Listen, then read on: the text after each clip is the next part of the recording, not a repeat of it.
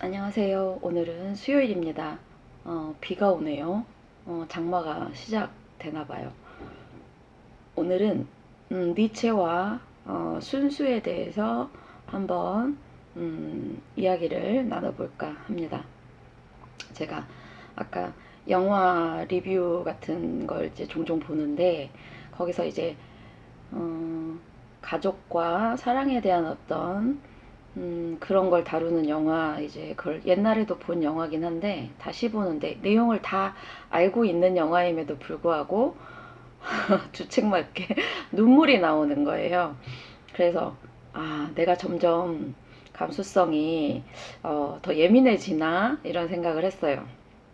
젊은 시절에는, 아니, 지금도 아주 늙지는 않았지만 조금 더 젊은 시절에는 이제 그런 걸 보면서 글쎄, 너무 감상적이지 않나, 뭐 이런 생각을 좀 했어요.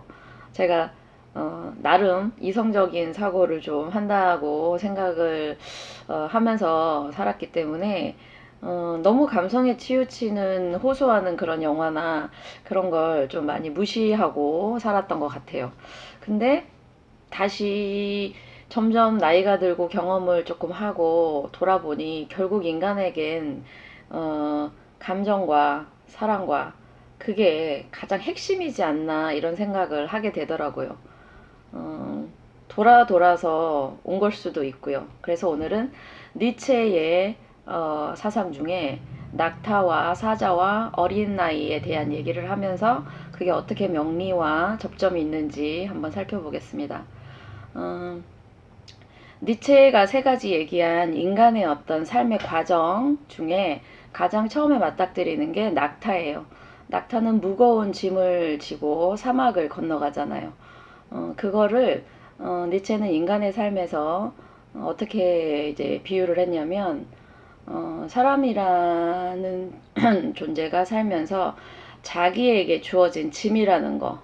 그러니 그게 인생에 있어서의 어떤 의무일 수도 있고요. 본인 현실에서 본인이 벗어날 수 없는 본인이 해야 되는 어떤 책임. 근데 낙타는 무거워서 나 짐 안 질래요 하지 않잖아요. 묵묵히 지고 사막을 건너가요.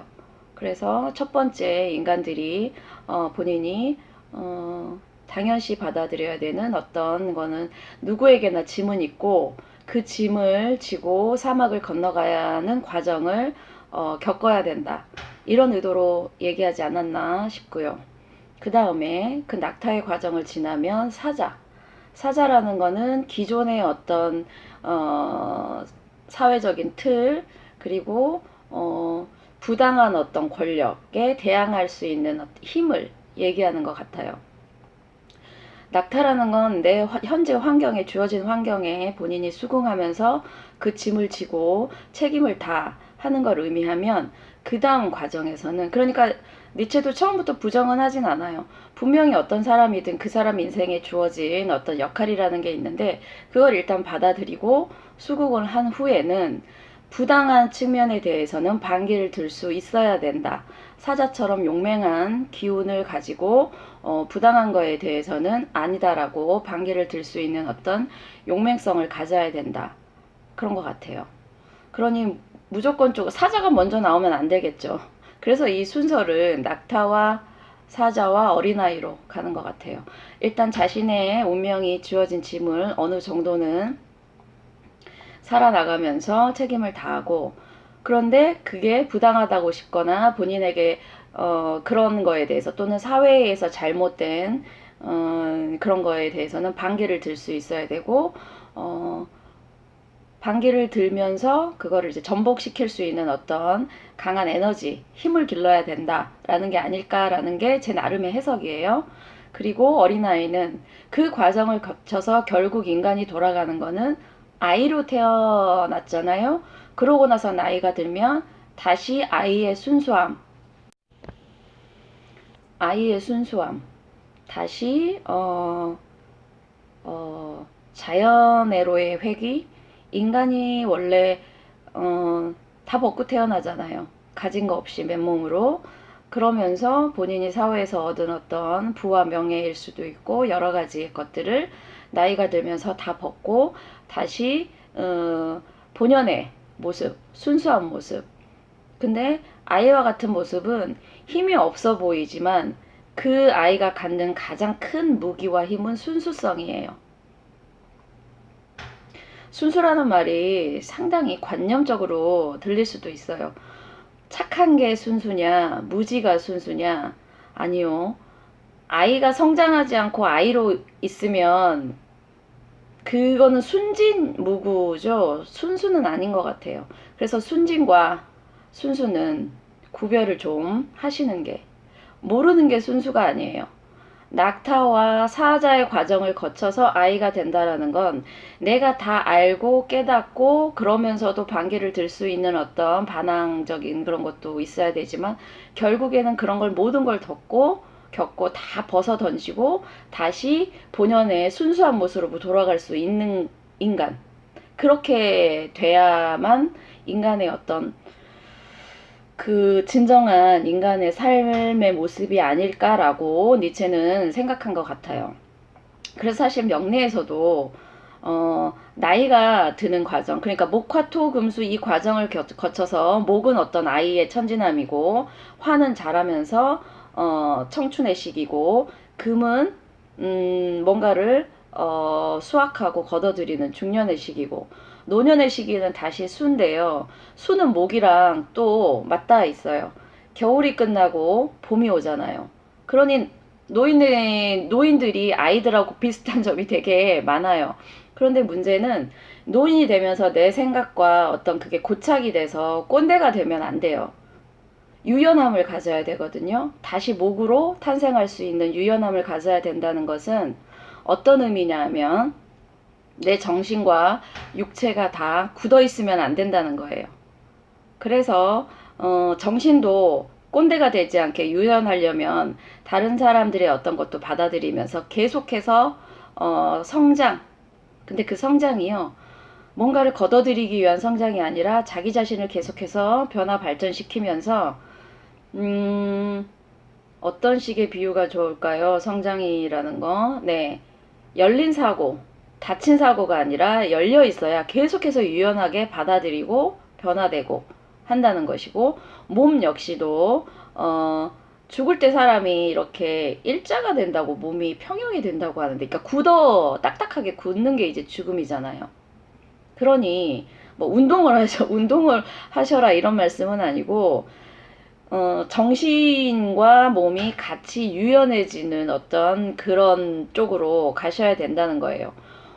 몸도 유연해지려면 어떻게 해야 돼? 계속해서 운동하고 스트레칭하고 움직이고 하셔야 되죠. 근데 왜 몸은 계속 젊어지시려고 몸은 운동하고 하시면서 이 정신은 젊어지려고 하지 않으시는 거예요. 같이 가셔야죠. 같이 가셔야 아이의 순수함을 같이 오래 유지하면서 그게 또 건강하게 사는 방법이기도 해요. 그러니 젊게 사시고 싶으시면 정신과 육체를 같이 유연하게 하셔야 되고 궁극적으로 인간은 죽을 때 아무것도 가지고 가지 않습니다. 정리를 마무리를 해야 되는데 제가 오늘 순간적인 어떤 느낌이 내가 다시 순수해지는 쪽으로 가는구나. 옛날에는 이런 걸 왜 이렇게 감정이 풍부해져서 좀 이렇게 너무 감정적이 되는 거에 대해서 이렇게 제가 좀 약간 거리두기를 좀 했었는데 이제는 저한테서 오는 이런 자연스러운 감정의 변화에 대해서 겸허히 받아들이면서 오늘 니체의 낙타와 사자와 어린아이에서의 그 순수함, 그걸 다시 한번 생각해 보게 되고, 역시, 명리학에서 얘기하는, 네, 환갑은 60갑자를 다 사는 거예요. 다시 아이가 61살부터 되는 거거든요. 그래서, 환갑, 60갑자를 살고 나면 다시 환갑이 되면서 한 살을 다시 먹는 거예요.